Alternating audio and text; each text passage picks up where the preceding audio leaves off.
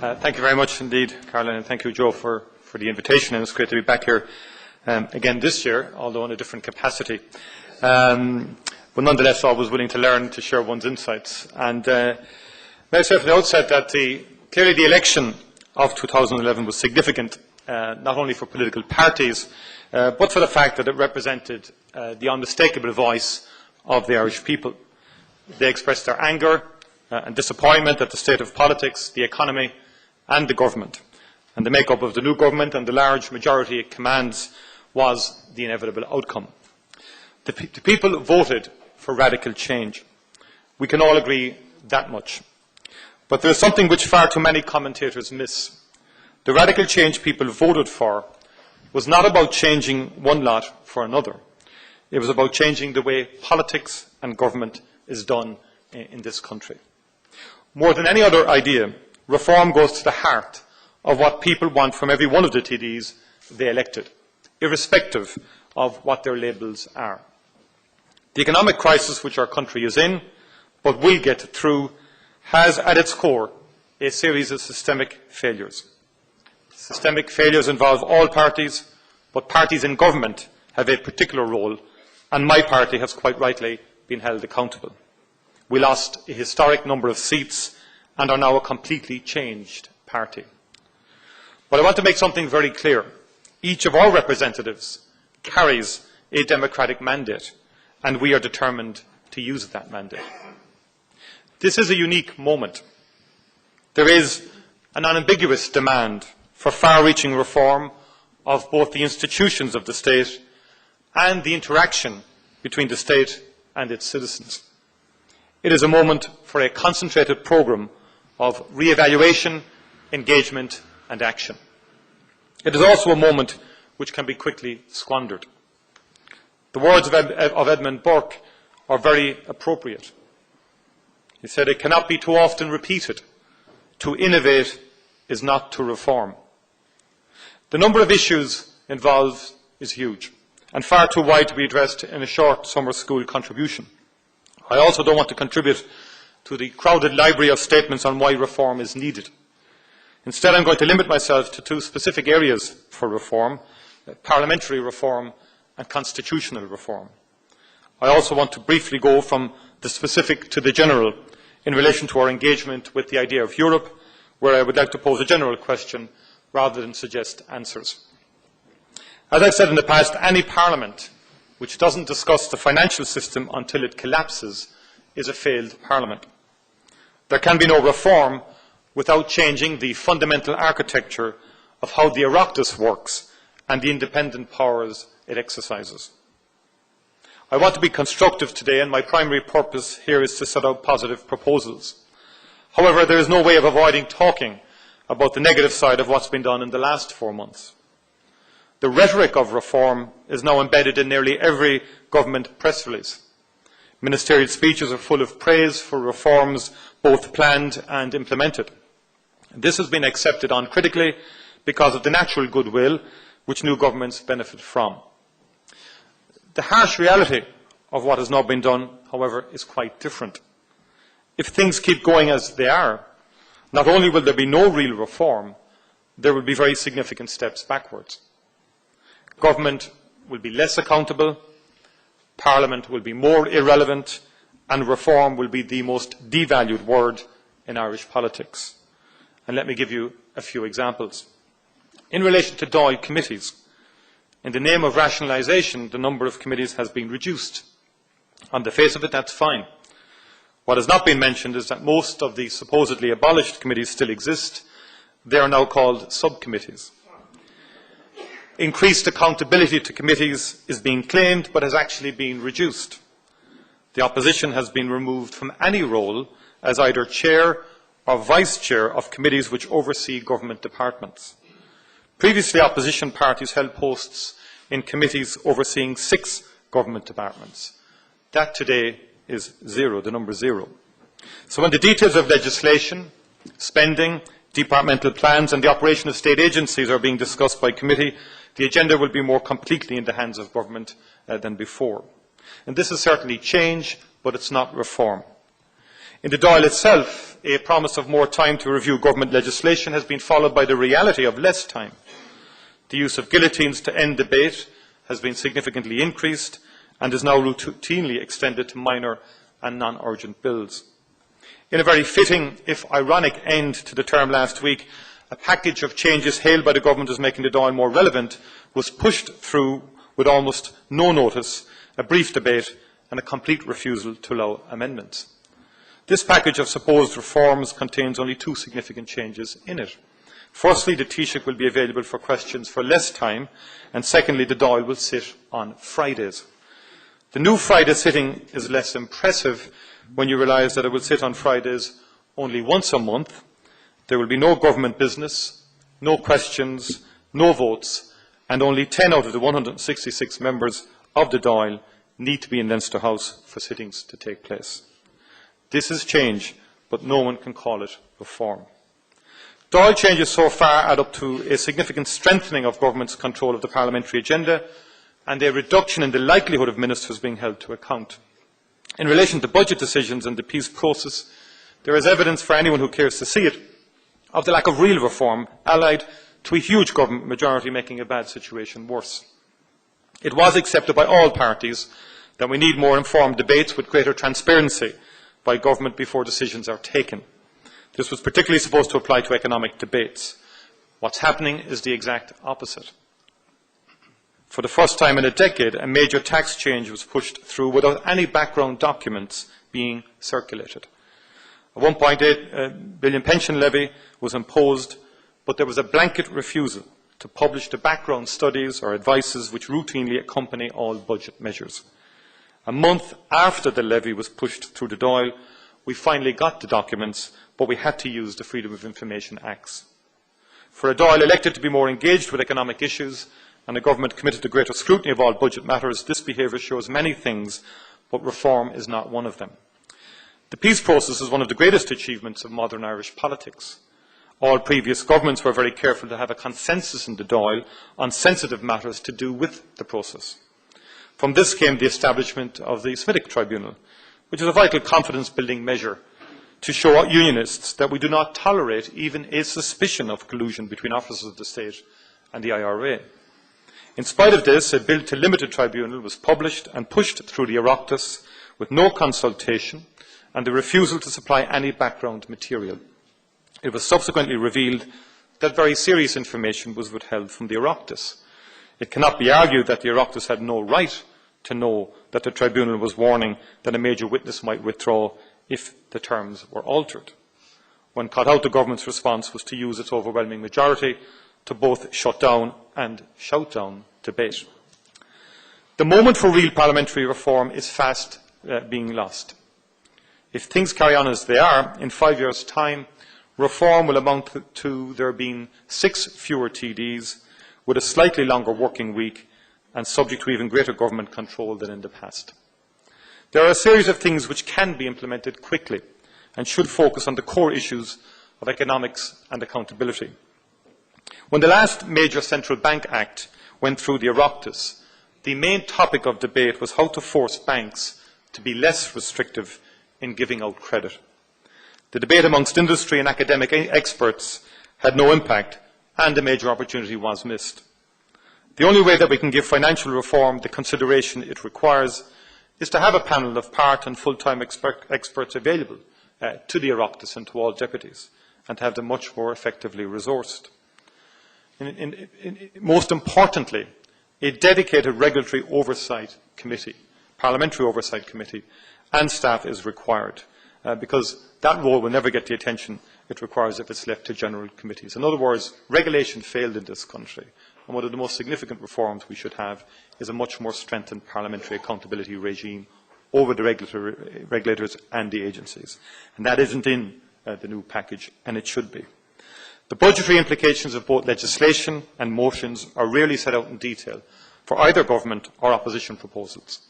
We could quickly adopt the principle that no measure can be voted on without an independent evaluation of its costs. Without having to create an edifice like the Congressional Budget Office, this would have a major impact on the quality of debate and decisions. Even the deepest commitment to accountability can disappear behind the barrier of an impregnable majority. Therefore, we should introduce measures which can oblige a minister to make a statement and be questioned on a topic at the request of a set minority of deputies. This obviously requires limits, but the threat of it would lead to a much greater openness on the scheduling of business. Finally, the allocation of all positions on committees by use of the Hunt system, as it is used in Northern Ireland, would remove key positions from the realm of government patronage and encourage independence. Key parliamentary reforms require constitutional amendments. There has been all-party agreement on the need to take a consensual approach to this and also to have extensive public consultation. Since the 1996 referendum on divorce, the detail of every constitutional amendment has been discussed with the opposition. In many cases, such as the neutrality provisions of the successful Nice and Lisbon proposals, very significant changes were made as a result of opposition suggestions. Public hearings have also been a frequent part of the process. The idea of holding a constitutional convention to extend this approach was a common feature in most party manifestos in February. The early start to the process has not been encouraging. In spite of a clear commitment to continue the tradition of seeing constitutional referenda as a non-partisan matter, the text for 3 amendments will be rushed through the Dáil in September with no discussions and no time to evaluate complex issues. These 3 amendments are being treated as if they are nothing significant. But is a refusal to consult or debate really a way to begin a process of constitutional reform? Just look at the issues involved. A destructive and entirely avoidable conflict with the judiciary developed because of the regular leaking and misrepresentation of private conversations and a memorandum. The independence of the judiciary is not a minor matter, and government should have no role in deciding the exact amount of a reduction in judicial pay. An independent way of doing this could easily be included in the amendment, yet no discussion is being allowed. Instead, we've had the incredible situation of the Minister for Justice demanding silence from the judiciary and publishing an article calling for a yes vote to, at that stage, an unpublished amendment. Increasing the effectiveness of Oireachtas committees is an important objective, and everyone agrees with reversing the Abelara judgment because it is too restrictive. This said, the issues involved in framing this as a constitutional amendment are very large and involve the fundamental right of an individual to fair procedure. Serious findings against an individual have always been left to the courts, and any change to this has to be carefully considered. This deserves more than the few hours debate it will actually receive. And finally, in October, there will be a referendum addressing the issue of whistleblowers. And no effort to date has been made to even begin to discuss the nature and definition of what is involved. And there is no referendum to be had on corporate donations. There could and there should be a referendum in October banning corporate donations to political parties, to politicians and to political campaigning.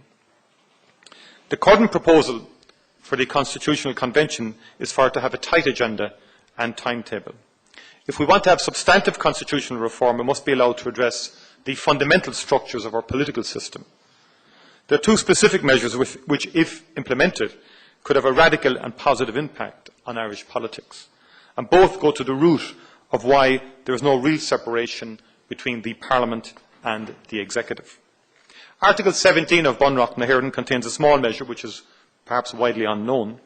According to its provisions, the Dáil can only consider any proposal on taxation or spending if it's signed by the Taoiseach. In practice, this means that everyone who is not a minister is constitutionally obliged to merely comment on, but cannot really initiate or amend proposals concerning the bulk of government business. This may have made sense in the medieval England where it first appeared as a parliamentary rule, but it actively undermines the workings of an effective modern parliament. The other major change should be to both separate membership of the Dáil and the government, and open government up to people other than professional politicians. The jobs of legislator and minister are not the same. As things stand, nearly 20% of the Dáil plays no role in its consideration of legislation. Under the doctrine of collective responsibility, they are explicitly forbidden to criticise, let alone vote against government proposals. Equally, they face direct pressures between their dual role as a local representative and a departmental minister. Furthermore, I simply do not agree that the only people qualified to run large and complex departments are those few who can both get elected to the Dáil and be part of the majority. If we want ministers to be able to travel widely promoting trade, for example, this is not possible if they have to attend to daily parliamentary business. Other countries manage to have strong democracies while opening up government beyond politicians, and I believe we should too. I think a political system which has a parliament which is more considered in its work and stronger in its relationship with government would represent a major move forward. It would improve public debate and be capable of delivering the more open democracy which the people want. And as elsewhere I have said, I also favour reform of the electoral system in terms of balancing the localism with a stronger national perspective through a list system, which would be combined with a single-seat STV system, and we're open to suggestions and proposals around that. What I'm less sure about, however, is what we do now about the issue of how our engagement with Europe fits within this framework. I want to raise this because of some comments made yesterday during your session on economics. I believe more than ever in Sean Lamasse's vision of an Ireland strengthened by its deep engagement within a strong European community. In a vast range of issues from the mundane to the fundamental, Europe matters and will continue to matter. In spite of nearly 40 years of membership, we have still not found a way of incorporating Europe in our political culture in a way that recognises this. Ultimately, every debate tends to descend into one of polar opposites, with a disturbing tendency for stereotypes to emerge. We are not alone in this. In truth, this is the greatest long-term challenge facing the Union, and it impacts on every issue it addresses. The Union is of a scale and diversity which is unique in world history.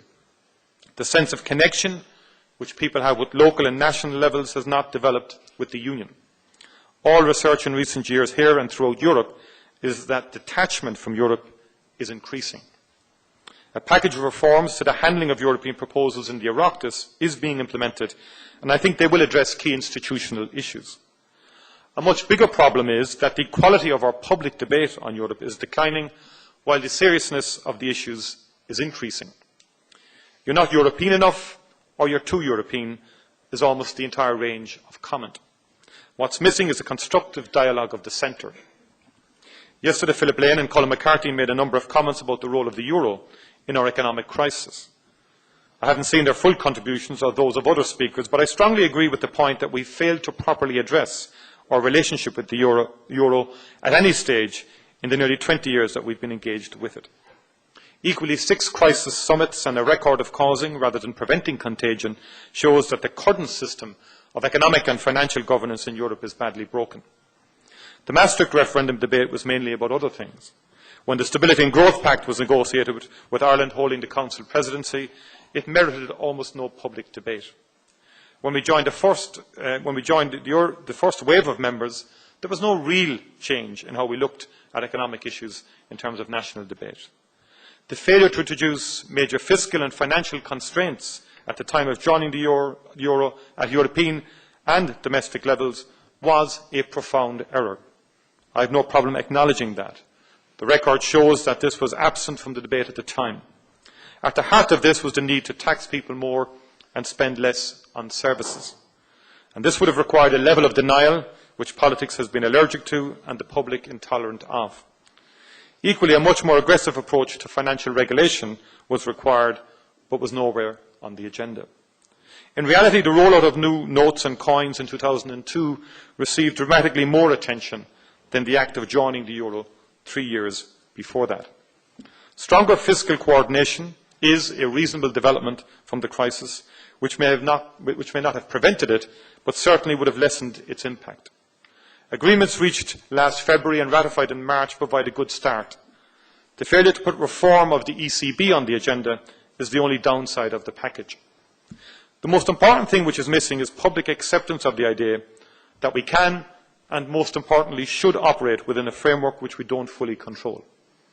This can't be addressed by attending meetings, holding forums, or having information campaigns, and it goes to the heart of the wider political reform issue.